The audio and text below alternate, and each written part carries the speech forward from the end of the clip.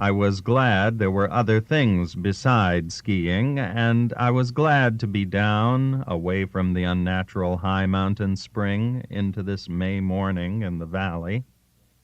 The innkeeper sat on the porch of the inn, his chair tipped back against the wall. Beside him sat the cook. "She heil," said the innkeeper. "Heil," we said, and leaned the skis against the wall and took off our packs. "How was it up above?" asked the innkeeper. "Schön. A little too much sun." "Yes, there's too much sun this time of year." The cook sat on in his chair. The innkeeper went in with us and unlocked his office and brought out our mail. There was a bundle of letters and some papers. "Let's get some beer," John said. "Good, we'll drink it inside." The proprietor brought 2 bottles, and we drank them while we read the letters. "We better have some more beer," John said.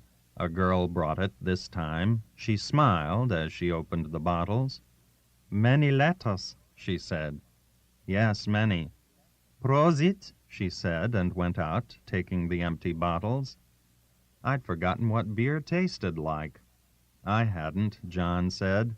Up in the hut I used to think about it a lot. "Well," I said, "we've got it now."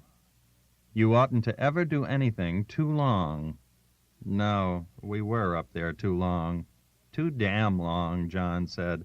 "It's no good doing a thing too long." The sun came through the open window and shone through the beer bottles on the table. The bottles were half full. There was a little froth on the beer in the bottles, not much, because it was very cold. It collared you when you poured it into the tall glasses. I looked out of the open window at the white road. The trees beside the road were dusty. Beyond was a green field and a stream. There were trees along the stream, and a mill with a water wheel. Through the open side of the mill I saw a long log, and a saw in it, rising and falling. No one seemed to be tending it. There were 4 crows walking in the green field. One crow sat in a tree, watching. Outside on the porch, the cook got off his chair and passed into the hall that led back into the kitchen. Inside, the sunlight shone through the empty glasses on the table. John was leaning forward with his head on his arms. Through the window I saw 2 men come up the front steps. They came into the drinking room. One was the bearded peasant in the high boots. The other was the sexton. They sat down at the table under the window. The girl came in and stood by their table. The peasant did not seem to see her. He sat with his hands on the table. He wore his old army clothes. There were patches on the elbows. "What will it be?" asked the sexton. The peasant did not pay any attention. "What will you drink?" "Schnapps," the peasant said. "And a 1/4 liter of red wine," the sexton told the girl. The girl brought the drinks, and the peasant drank the schnapps. He looked out of the window. The sexton watched him. John had his head forward on the table. He was asleep. The innkeeper came in and went over to the table. He spoke in dialect, and the sexton answered him. The peasant looked out of the window. The innkeeper went out of the room. The peasant stood up. He took a folded 10,000 kronen note out of a leather pocketbook and unfolded it. The girl came up. "Alles?" she asked. "Alles," he said. "Let me buy the wine," the sexton said. "Alles," the peasant repeated to the girl. She put her hand in the pocket of her apron, brought it out full of coins, and counted out the change. The peasant went out the door. As soon as he was gone, the innkeeper came into the room again and spoke to the sexton. He sat down at the table. They talked in dialect. The sexton was amused. The innkeeper was disgusted. The sexton stood up from the table. He was a little man with a mustache. He leaned out of the window and looked up the road. "There he goes in," he said. "In the Löwen?" "Yeah." They talked again, and then the innkeeper came over to our table. The innkeeper was a tall man and old. He looked at John, asleep. "He's pretty tired." "Yes, we were up early." "Will you want to eat soon?" "Any time," I said. "What is there to eat?" "Anything you want. The girl will bring the eating card." The girl brought the menu. John woke up. The menu was written in ink on a card, and the card slipped into a wooden paddle. "There's the Speisekarte," I said to John. He looked at it. He was still sleepy. "Won't you have a drink with us?" I asked the innkeeper. He sat down. "Those peasants are beasts," said the innkeeper. "We saw that one at a funeral coming into town." "That was his wife." "Oh, he's a beast. All these peasants are beasts." "How do you mean?" "You wouldn't believe it. You wouldn't believe what just happened about that one." "Tell me." "You wouldn't believe it." The innkeeper spoke to the sexton. "Franz, come over here." The sexton came, bringing his little bottle of wine and his glass. "The gentlemen are just come down from the Wiesbadener Hütte," the innkeeper said. We shook hands. "What will you drink?" I asked. "Nothing." Franz shook his finger. "Another quarter-liter?" "All right." "Do you understand dialect?" the innkeeper asked. "No." "What's it all about?" John asked. "He's going to tell us about the peasant we saw filling the grave coming into town." "I can't understand it anyway," John said. "It goes too fast for me." "That peasant," the innkeeper said, "today he brought his wife in to be buried. She died last November." "December," said the sexton. "That makes nothing. She died last December, then, and he notified the commune." "December 18th, said the sexton. "Anyway, he couldn't bring her over to be buried until the snow was gone." "He lives on the other side of the Potsnaum," said the sexton, "but he belongs to this parish." "He couldn't bring her out at all?" I asked. "No. He can only come from where he lives on skis until the snow melts. So today he brought her in to be buried, and the priest, when he looked at her face, didn't want to bury her." "You go on and tell it," he said to the sexton. "Speak German, not dialect." "It was very funny with the priest," said the sexton. "In the report to the commune, she died of heart trouble. We knew she had heart trouble here. She used to faint in church sometimes. She did not come for a long time. She wasn't strong to climb." When the priest uncovered her face, he asked Oltz, "Did your wife suffer much?" "No," said Oltz. "When I came in the house, she was dead across the bed." The priest looked at her again. He didn't like it. "How did her face get that way?" "I don't know," Oltz said. "You'd better find out," the priest said, and put the blanket back. Oltz didn't say anything. The priest looked at him. Oltz looked back at the priest. "You want to know?" "I must know," the priest said. "This is where it's good," the innkeeper said. "Listen to this. Go on, Franz." "Well," said Oltz, "when she died, I made the report to the commune, and I put her in the shed across the top of the big wood. When I started to use the big wood, she was stiff, and I put her up against the wall. Her mouth was open, and when I came into the shed at night to cut up the big wood, I hung the lantern from it." "Why did you do that?" asked the priest. "I don't know," said Oltz. "Did you do that many times?" "Every time I went to work in the shed at night." "It was very wrong," said the priest. "Did you love your wife?" "Yeah, I loved her," Oltz said. "I loved her fine." "Did you understand it all?" asked the innkeeper. "You understand it all about his wife?" I heard it. How about eating? John asked. You order, I said. Do you think it's true? I asked the innkeeper. Sure it's true, he said. These peasants are beasts. Where did he go now? He's gone to drink at my colleague's, the Löwen. He didn't want to drink with me, said the sexton. He didn't want to drink with me after he knew about his wife, said the innkeeper. Say, said John, how about eating? All right, I said.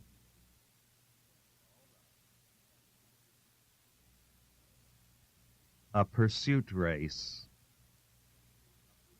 William Campbell had been in a pursuit race with a burlesque show ever since Pittsburgh.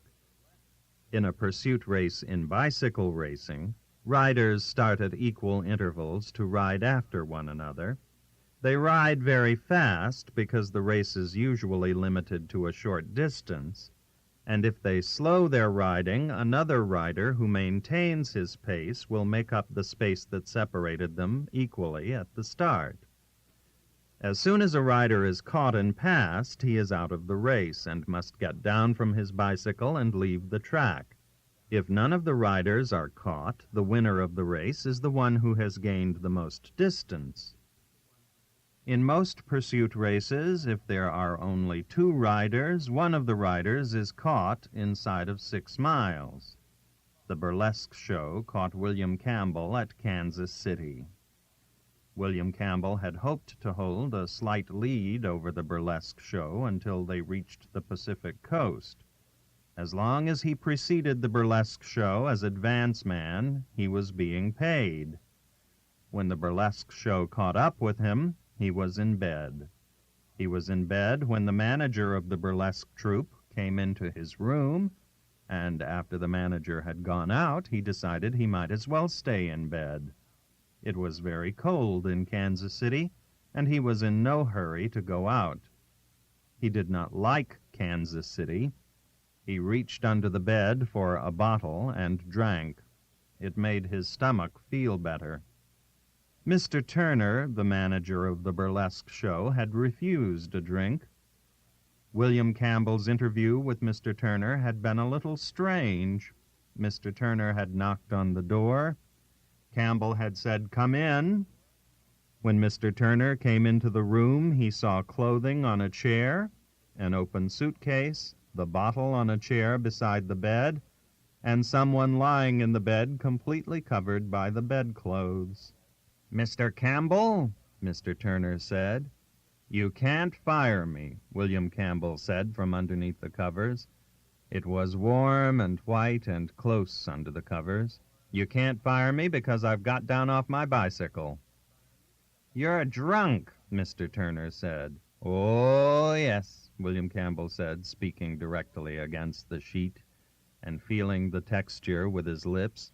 "You're a fool," Mr. Turner said.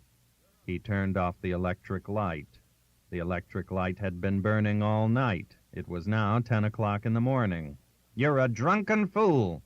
When did you get into this town?" "I got into this town last night," William Campbell said, speaking against the sheet. He found he liked to talk through a sheet.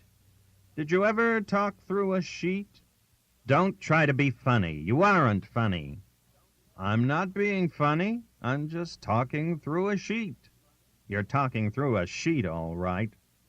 "You can go now, Mr. Turner," Campbell said. "I don't work for you any more." "You know that, anyway." "I know a lot," William Campbell said. He pulled down the sheet and looked at Mr. Turner.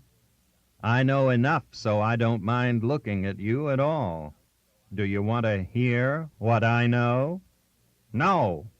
"Good," said William Campbell, "because really I don't know anything at all. I was just talking." He pulled the sheet up over his face again. "I love it under a sheet," he said. Mr. Turner stood beside the bed. He was a middle-aged man with a large stomach and a bald head, and he had many things to do. "You ought to stop off here, Billy, and take a cure," he said. "I'll fix it up if you want to do it." "I don't want to take a cure," William Campbell said. "I don't want to take a cure at all. I am perfectly happy. All my life I have been perfectly happy." "How long have you been this way?"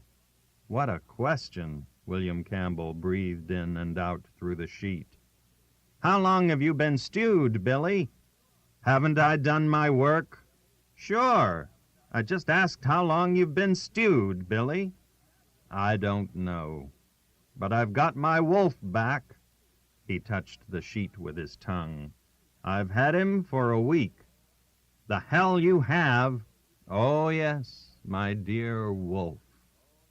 Every time I take a drink, he goes outside the room. He can't stand alcohol. The poor little fellow." He moved his tongue round and round on the sheet. "He's a lovely wolf.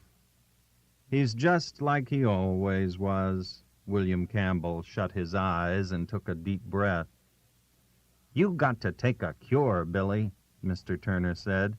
"You won't mind the Keeley. It isn't bad." "The Keeley," William Campbell said. "It isn't far from London." He shut his eyes and opened them, moving the eyelashes against the sheet. "I just love sheets," he said. He looked at Mr. Turner. "Listen, you think I'm drunk." "You are drunk." "No, I'm not." "You're drunk and you've had DTs." "No." William Campbell held the sheet around his head. "Dear sheet," he said. He breathed against it gently. "Pretty sheet. You love me, don't you, sheet? It's all in the price of the room, just like in Japan." "No?" he said. "Listen, Billy, dear sliding Billy, I have a surprise for you. I'm not drunk. I'm hopped to the eyes." "No," said Mr. Turner. "Take a look." William Campbell pulled up the right sleeve of his pajama jacket under the sheet, then shoved the right forearm out. "Look at that." On the forearm, from just above the wrist to the elbow, were small blue circles around tiny dark blue punctures. The circles almost touched one another. "That's the new development," William Campbell said. "I drink a little now, once in a while, just to drive the wolf out of the room." "They got a cure for that," Sliding Billy Turner said. "No," William Campbell said. "They haven't got a cure for anything." "You can't just quit like that, Billy," Turner said. He sat on the bed. "Be careful of my sheet," William Campbell said. "You can't just quit at your age and take to pumping yourself full of that stuff just because you got in a jam. There's a law against it, if that's what you mean." "No, I mean you got to fight it out." Billy Campbell caressed the sheet with his lips and his tongue. "Dear sheet," he said, "I can kiss this sheet and see right through it at the same time." "Cut it out about the sheet. You can't just take to that stuff, Billy." William Campbell shut his eyes. He was beginning to feel a slight nausea. He knew that this nausea would increase steadily without there ever being the relief of sickness, until something were done against it. It was at this point that he suggested that Mr. Turner have a drink. Mr. Turner declined. William Campbell took a drink from the bottle. It was a temporary measure. Mr. Turner watched him. Mr. Turner had been in this room much longer than he should have been. He had many things to do. Although living in daily association with people who used drugs, he had a horror of drugs, and he was very fond of William Campbell. He did not wish to leave him. He was very sorry for him, and he felt a cure might help. He knew there were good cures in Kansas City, but he had to go. He stood up. "Listen, Billy," William Campbell said, "I want to tell you something. You're called Sliding Billy.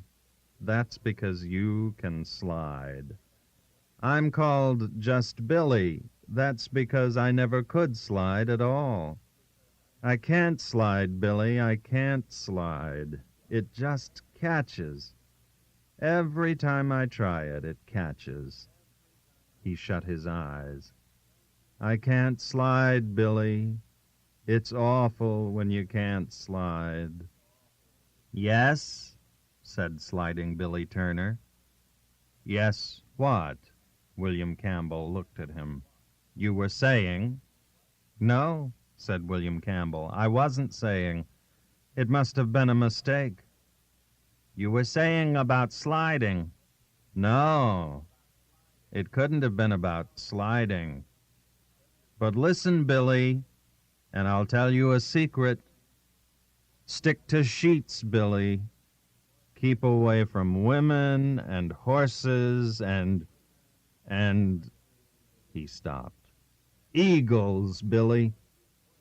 If you love horses, you'll get horse shit, and if you love eagles, you'll get eagle shit. He stopped and put his head under the sheet. "I got to go," said Sliding Billy Turner. "If you love women, you'll get a dose," William Campbell said. "If you love horses—" "Yes, you said that." "Said what?" "About horses and eagles." "Oh, yes."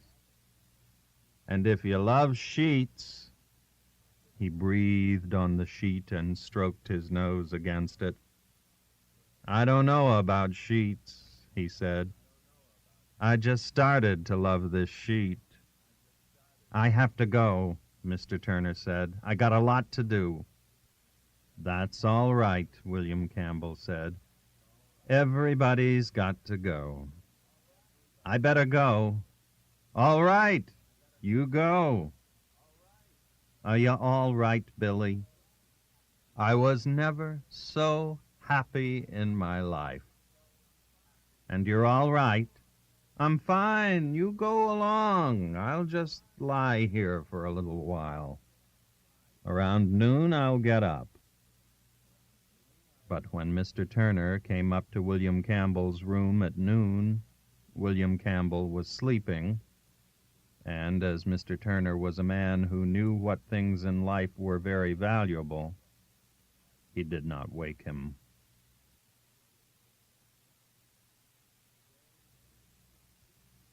Today is Friday.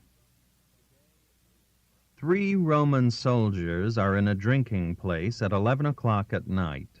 There are barrels around the wall. Behind the wooden counter is a Hebrew wine cellar. The 3 Roman soldiers are a little cockeyed. First Roman soldier: "You tried the red?" Second soldier: "No, I ain't tried it." First soldier: "You better try it." Second soldier: "All right, George, we'll have a round of the red." Hebrew wine cellar: "Here you are, gentlemen, you'll like that." He sets down an earthenware pitcher that he has filled from one of the casks. "That's a nice little wine." First soldier: "Have a drink of it yourself." He turns to the third Roman soldier, who is leaning on a barrel. "What's the matter with you?" Third Roman soldier: "I got a gut ache." Second soldier: "You've been drinking water." First soldier: "Try some of the red." Third soldier: "I can't drink the damn stuff. It makes my gut sour." First soldier: "You've been out here too long." Third soldier: "Hell, don't I know it?" First soldier: "Say, George, can't you give this gentleman something to fix up his stomach?" Hebrew wine cellar: "I got it right here." The third Roman soldier tastes the cup that the wine cellar has mixed for him. Third soldier: "Hey, what you put in that, camel chips?" Wine cellar: You drink that right down, Lieutenant. That'll fix you up right. Third soldier. Well, I couldn't feel any worse. First soldier. Take a chance on it. George fixed me up fine the other day. Wine cellar. You were in bad shape, Lieutenant. I know what fixes up a bad stomach. The third Roman soldier drinks the cup down. Third Roman soldier. Jesus Christ! He makes a face. Second soldier. That false alarm? First soldier. Oh, I don't know. He was pretty good in there today. Second soldier. Why didn't he come down off the cross? First soldier. He didn't want to come down off the cross. That's not his play. Second soldier. Show me a guy that doesn't want to come down off the cross. First soldier. Oh, hell, you don't know anything about it. Ask George there. Did he want to come down off the cross, George? Wine cellar. I'll tell you, gentlemen, I wasn't out there. It's a thing I haven't taken any interest in. Second soldier. Listen, I seen a lot of them. Here and plenty of other places. Any time you show me one that doesn't want to get down off the cross when the time comes, I mean, I'll climb right up with him. First soldier. I thought he was pretty good in there today. Third soldier. He was all right. Second soldier. You guys don't know what I'm talking about. I'm not saying whether he was good or not. What I mean is when the time comes. When they first start nailing him, there isn't none of them wouldn't stop it if they could. First soldier. Didn't you follow it, George? Wine cellar. No, I didn't take any interest in it, Lieutenant. First soldier. I was surprised how he acted. Third soldier. The part I don't like is the nailing them on. You know, that must get to you pretty bad. Second soldier. It isn't that that's so bad. It's when they first lift 'em up. He makes a lifting gesture with his two palms together. When the weight starts to pull on 'em, that's when it gets 'em. Third Roman soldier. It takes some of them pretty bad. First soldier. Ain't I seen 'em? I seen plenty of them. I tell you, he was pretty good in there today. The second soldier smiles at the Hebrew wine cellar. Second soldier. You're a regular Christer, big boy. First soldier. Sure, go on and kid him. But listen while I tell you something. He was pretty good in there today. Second soldier. What about some more wine? The wine cellar looks up expectantly. The third Roman soldier is sitting with his head down. He does not look well. Third soldier. I don't want any more. Second soldier. Just for two, George. The wine cellar puts out a pitcher of wine, a size smaller than the last one. He leans forward on the wooden counter. First Roman soldier. You see his girl? Second soldier. Wasn't I standing right by her? First soldier. She's a nice looker. Second soldier. I knew her before he did. He winks at the wine cellar. First soldier. I used to see her around the town. Second soldier. She used to have a lot of stuff. He never brought her no good luck. First soldier. Oh, he ain't lucky. But he looked pretty good to me in there today. Second soldier. What become of his gang? First soldier. Oh, they faded out. Just the women stuck by him. Second Roman soldier. They were a pretty yellow crowd. When they seen him go up there, they didn't want any of it. First soldier. The women stuck all right. Second soldier. Sure, they stuck all right. First Roman soldier. You see me slip the old spear into him? Second Roman soldier. You'll get into trouble doing that some day. First soldier. It was the least I could do for him. I'll tell you, he looked pretty good to me in there today. Hebrew wine cellar. Gentlemen, you know I got to close. First Roman soldier. We'll have one more round. Second Roman soldier. What's the use? This stuff don't get you anywhere. Come on, let's go. First soldier. Just another round. Third Roman soldier, getting up from the barrel. No, come on, let's go. I feel like hell tonight. First soldier. Just one more. Second soldier.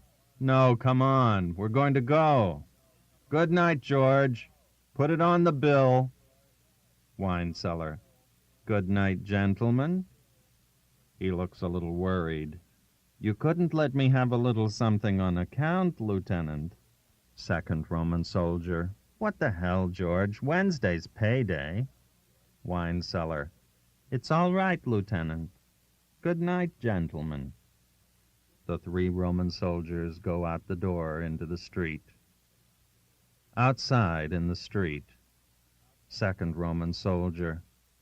George is a kike, just like all the rest of them.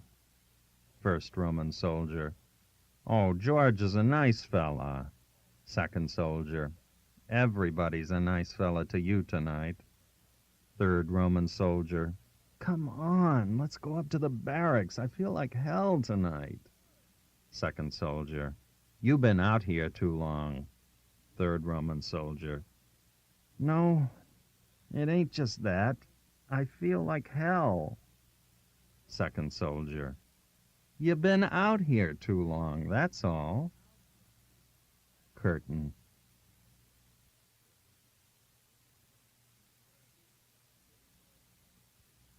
Banal Story.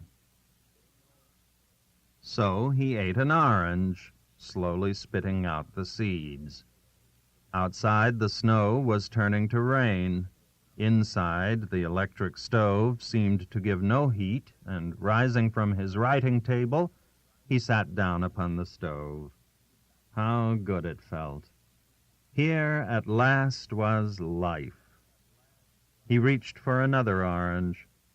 Far away in Paris, Mascar had knocked Danny Frush cuckoo in the second round. Far off in Mesopotamia, 21 feet of snow had fallen. Across the world, in distant Australia, the English cricketers were sharpening up their wickets. There was romance. Patrons of the art and letters have discovered the Forum, he read. It is the guide, philosopher, and friend of the thinking minority. Prize short stories. Will their authors write our bestsellers of tomorrow? You will enjoy these warm, homespun American tales, bits of real life on the open ranch, in crowded tenement or comfortable home, and all with a healthy undercurrent of humor. I must read them, he thought. He read on. Our children's children, what of them? Who of them? New means must be discovered to find room for us under the sun. Shall this be done by war, or can it be done by peaceful methods? Or will we all have to move to Canada? Our deepest convictions, will science upset them? Our civilization, is it inferior to older order of things? And meanwhile, in the far-off dripping jungles of Yucatan, sounded the chopping of the axes of the gum choppers. Do we want big men, or do we want them cultured? Take Joyce. Take President Coolidge. What star must our college students aim at? There is Jack Britton. There is Dr. Henry Van Dyke. Can we reconcile the two? Take the case of young Stribling. And what of our daughters, who must make their own soundings? Nancy Hawthorne is obliged to make her own soundings in the sea of life. Bravely and sensibly she faces the problems which come to every girl of 18. It was a splendid booklet. Are you a girl of 18? Take the case of Joan of Arc. Take the case of Bernard Shaw. Take the case of Betsy Ross. Think of these things in 1925. Was there a risque page in Puritan history? Were there two sides to Pocahontas? Did she have a fourth dimension? And modern paintings and poetry. Art? Yes and no. Take Picasso. Have tramps codes of conduct? Send your mind adventuring. There is romance everywhere. Forum writers talk to the point, are possessed of humor and wit, but they do not try to be smart and are never long-winded. Live the full life of the mind, exhilarated by new ideas, intoxicated by the romance of the unusual. He laid down the booklet. And meanwhile, stretched flat on a bed in a darkened room in his house in Triana, Manuel Garcia Maera lay with a tube in each lung, drowning with the pneumonia. All the papers in Andalusia devoted special supplements to his death, which had been expected for some days. Men and boys bought full-length colored pictures of him to remember him by, and lost the picture they had of him in their memories by looking at the lithographs. Bullfighters were very relieved he was dead, because he did always in the bull ring the things they could only do sometimes. They all marched in the rain behind his coffin, and there were 147 bullfighters followed him out to the cemetery, where they buried him in the tomb next to Joselito. After the funeral, everyone sat in the cafes out of the rain, and many colored pictures of Maera were sold to men who rolled them up and put them away in their pockets.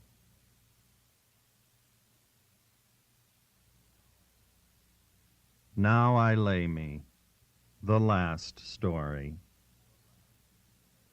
That night we lay on the floor in the room, and I listened to the silkworms eating.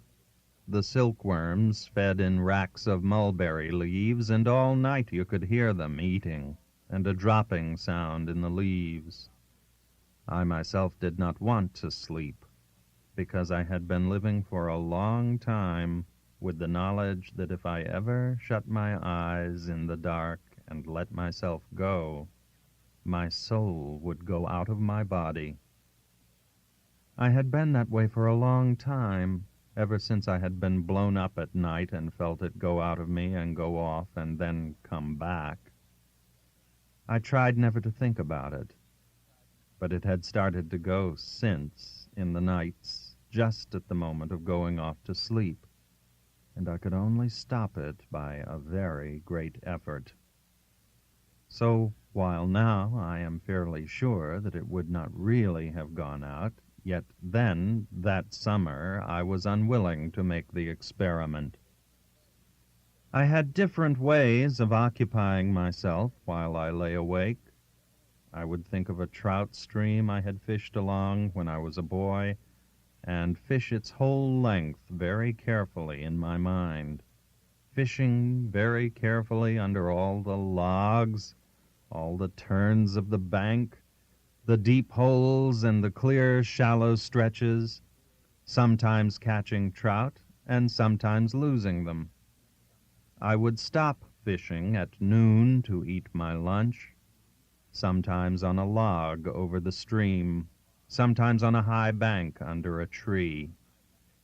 And I always ate my lunch very slowly and watched the stream below me while I ate. Often I ran out of bait because I would take only 10 worms with me in a tobacco tin when I started. When I had used them all, I had to find more worms, and sometimes it was very difficult digging in the bank of the stream where the cedar trees kept out the sun, and there was no grass, but only the bare, moist earth, and often I could find no worms. Always, though, I found some kind of bait, but one time in the swamp I could find no bait at all, and had to cut up one of the trout I had caught and use him for bait. Sometimes I found insects in the swamp meadows, in the grass or under ferns, and used them. There were beetles and insects with legs like grass stems, and grubs in old rotten logs, white grubs with brown pinching heads that would not stay on the hook, and emptied into nothing in the cold water, and wood ticks under logs, where sometimes I found angleworms that slipped into the ground as soon as the log was raised. Once I used a salamander from under an old log. The salamander was very small and neat and agile and a lovely color. He had tiny feet that tried to hold onto the hook, and after that one time I never used a salamander, although I found them very often. Nor did I use crickets because of the way they acted about the hook. Sometimes the stream ran through an open meadow, and in the dry grass I would catch grasshoppers and use them for bait, and sometimes I would catch grasshoppers and toss them into the stream and watch them float along, swimming on the stream and circling on the surface as the current took them, and then disappear as a trout rose. Sometimes I would fish 4 or 5 different streams in the night, starting as near as I could get to their source and fishing them downstream. When I had finished too quickly and the time did not go, I would fish the stream over again, starting where it emptied into the lake and fishing back upstream, trying for all the trout I had missed coming down. Some nights, too, I made up streams, and some of them were very exciting, and it was like being awake and dreaming. Some of those streams I still remember and think that I have fished in them, and they are confused with streams I really know. I gave them all names, and went to them on the train, and sometimes walked for miles to get to them. But some nights I could not catch fish, and on those nights I was cold awake and said my prayers over and over and tried to pray for all the people I had ever known. That took up a great amount of time. For if you try to remember all the people you have ever known, going back to the earliest thing you remember, which was, with me, the attic of the house where I was born, and my mother and father's wedding cake in a tin box hanging from one of the rafters, that took up a great amount of time. For if you try to remember all the people you have ever known, going back to the earliest thing you remember, which was, with me, the attic of the house where I was born, and my mother and father's wedding cake in a tin box hanging from one of the rafters, and in the attic, jars of snakes and other specimens that my father had collected as a boy and preserved in alcohol, the alcohol sunken in the jars so the backs of some of the snakes and specimens were exposed and had turned white. If you thought back that far, you remembered a great many people.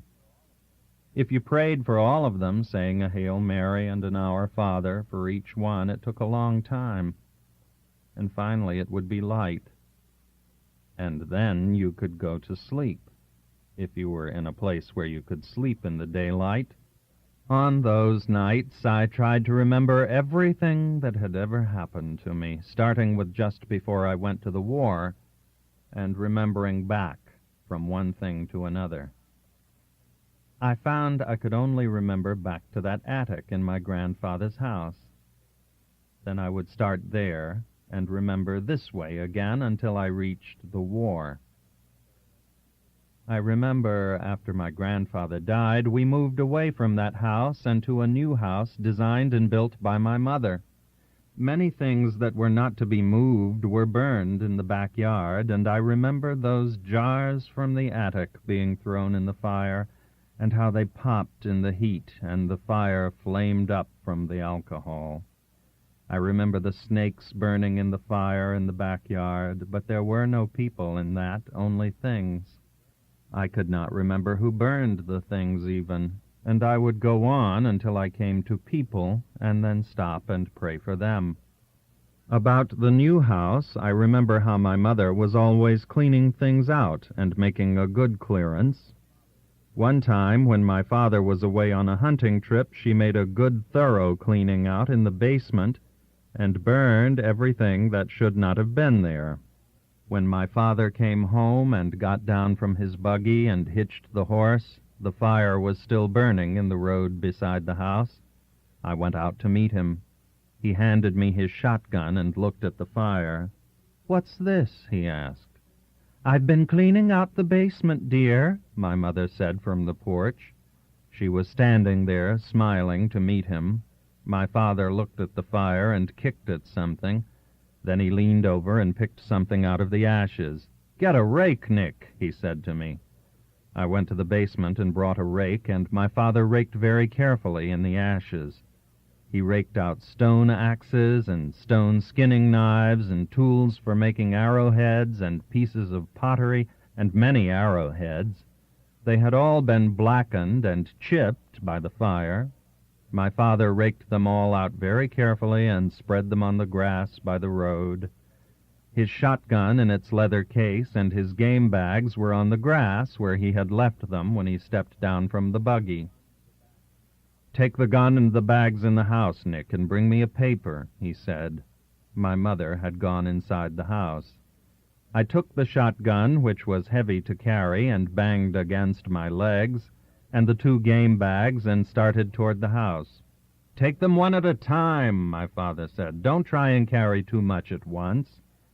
I put down the game bags and took in the shotgun and brought out a newspaper from the pile in my father's office.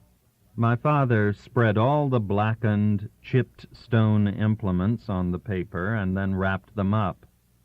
"The best arrowheads went all to pieces," he said. He walked into the house with the paper package, and I stayed outside on the grass with the 2 game bags. After a while, I took them in. In remembering that, there were only 2 people, so I would pray for them both. Some nights, though, I could not remember my prayers even. I could only get as far as "on earth as it is in heaven," and then have to start all over and be absolutely unable to get past that. Then I would have to recognize that I could not remember and give up saying my prayers that night and try something else. So on some nights I would try to remember all the animals in the world by name, and then the birds, and then fishes, and then countries and cities, and then kinds of food, and the names of all the streets I could remember in Chicago. And when I could not remember anything at all anymore, I would just listen. And I do not remember a night on which you could not hear things. If I could have a light, I was not afraid to sleep, because I knew my soul would only go out of me if it were dark. So, of course, many nights I was where I could have a light, and then I slept, because I was nearly always tired and often very sleepy. And I am sure many times, too, that I slept without knowing it, but I never slept knowing it. And on this night I listened to the silkworms. You can hear silkworms eating very clearly in the night, and I lay with my eyes open and listened to them. There was only one other person in the room, and he was awake, too. I listened to him, being awake, for a long time. He could not lie as quietly as I could, because perhaps he had not had as much practice being awake. We were lying on blankets spread over straw, and when he moved, the straw was noisy, but the silkworms were not frightened by any noise we made, and ate on steadily. There were the noises of night 7 kilometers behind the lines outside, but they were different from the small noises inside the room in the dark. The other man in the room tried lying quietly. Then he moved again. I moved too, so he would know I was awake. He had lived 10 years in Chicago. They had taken him for a soldier in 1914, when he had come back to visit his family, and they had given him me for an orderly because he spoke English. I heard him listening, so I moved again in the blankets. "Can't you sleep, Signor Tenente?" he asked. "No, I can't sleep either." "What's the matter?" "I don't know. I can't sleep." "You feel all right?" "Sure, I feel good. I just can't sleep." "You want to talk a while?" I asked. "Sure. What can you talk about in this damn place?" "This place is pretty good," I said. "Sure," he said. "It's all right." "Tell me about out in Chicago," I said. "Oh," he said, "I told you all that once." "Tell me about how you got married." "I told you that." "Was the letter you got Monday from her?" "Sure. She writes me all the time. She's making good money with the place." "You'll have a nice place when you go back." "Sure, she runs it fine. She's making a lot of money." "Don't you think we'll wake them up talking?" I asked. "No, they can't hear. Anyway, they sleep like pigs." "I'm different," he said. "I'm nervous." "Talk quiet," I said. "Want to smoke?" We smoked skillfully in the dark. "You don't smoke much, Signor Tenente." "No, I've just about cut it out." "Well," he said, "it don't do you any good, and I suppose you get so you don't miss it." "Did you ever hear a blind man won't smoke because he can't see the smoke come out?" "I don't believe it. I think it's all bull myself," he said. "I just heard it somewhere. You know how you hear things." We were both quiet, and I listened to the silkworms. "You hear those damn silkworms?" he asked. "You can hear them chew." "It's funny," I said. "Say, Signor Tenente, is there something really the matter that you can't sleep? I never see you sleep. You haven't slept nights ever since I've been with you." "I don't know, John," I said. "I got in pretty bad shape along early last spring, and at night it bothers me." "Just like I am," he said. "I shouldn't have ever got in this war. I'm too nervous." "Maybe it will get better." "Say, Signor Tenente, what did you get in this war for, anyway?" "I don't know, John. I wanted to then." "Wanted to," he said. "That's a hell of a reason." "We oughtn't to talk out loud," I said. "They sleep just like pigs," he said. "They can't understand the English language anyway. They don't know a damn thing. What are you going to do when it's over and we go back to the States?" "I'll get a job on a paper." "In Chicago?" "Maybe." "Did you ever read what this fellow Brisbane writes?" "My wife cuts it out for me and sends it to me." "Sure." "Did you ever meet him?" "No, but I've seen him." "I'd like to meet that fellow. He's a fine writer." "My wife don't read English, but she takes the paper just like when I was home, and she cuts out the editorials and the sport page and sends them to me." "How are your kids?" "They're fine. One of the girls is in the 4th grade now. You know, Signor Tenente, if I didn't have the kids, I wouldn't be your orderly now. They'd have made me stay in the line all the time." "I'm glad you've got them." "So am I. They're fine kids. But I want a boy. 3 girls and no boy. That's a hell of a note." "Why don't you try and go to sleep?" "No, I can't sleep now. I'm wide awake, Signor Tenente." "Say, I'm worried about you not sleeping, though." "It'll be all right, John. Imagine a young fellow like you not to sleep." "I'll get all right. It just takes a while." "You got to get all right. A man can't get along that don't sleep." "Do you worry about anything? You got anything on your mind?" "No, John, I don't think so." "You ought to get married, Signor Tenente. Then you wouldn't worry." "I don't know." "You ought to get married. Why don't you pick out some nice Italian girl with plenty of money? You could get anyone you want. You're young, and you got good decorations, and you look nice. You've been wounded a couple of times." "I can't talk the language well enough." "You talk it fine. To hell with talking the language. You don't have to talk to them. Marry them."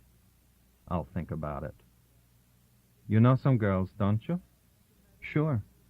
Well, you marry the one with the most money. Over here, the way they're brought up, they'll all make you a good wife.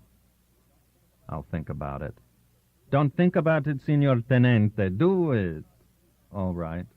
A man ought to be married. You'll never regret it. Every man ought to be married. All right, I said. Let's try and sleep a while. All right, Signor Tenente, I'll try it again. But you remember what I said? I'll remember it, I said. Now let's sleep a while, John. All right, he said. I hope you sleep, Signor Tenente. I heard him roll in his blankets on the straw, and then he was very quiet, and I listened to him breathing regularly. Then he started to snore. I listened to him snore for a long time, and then I stopped listening to him snore and listened to the silkworms eating. They ate steadily, making a dropping in the leaves. I had a new thing to think about, and I lay in the dark with my eyes open and thought of all the girls I had ever known, and what kind of wives they would make. It was a very interesting thing to think about, and for a while it killed off trout fishing and interfered with my prayers. Finally, though, I went back to trout fishing because I found that I could remember all the streams, and there was always something new about them, while the girls, after I had thought about them a few times, blurred, and I could not call them into my mind. And finally they all blurred and all became rather the same, and I gave up thinking about them almost altogether. But I kept on with my prayers, and I prayed very often for John in the nights, and his class was removed from active service before the October offensive. I was glad he was not there, because he would have been a great worry to me. He came to the hospital in Milan to see me several months after, and was very disappointed that I had not yet married. And I know he would feel very badly if he knew that so far I have never married. He was going back to America, and he was very certain about marriage, and knew it would fix up everything.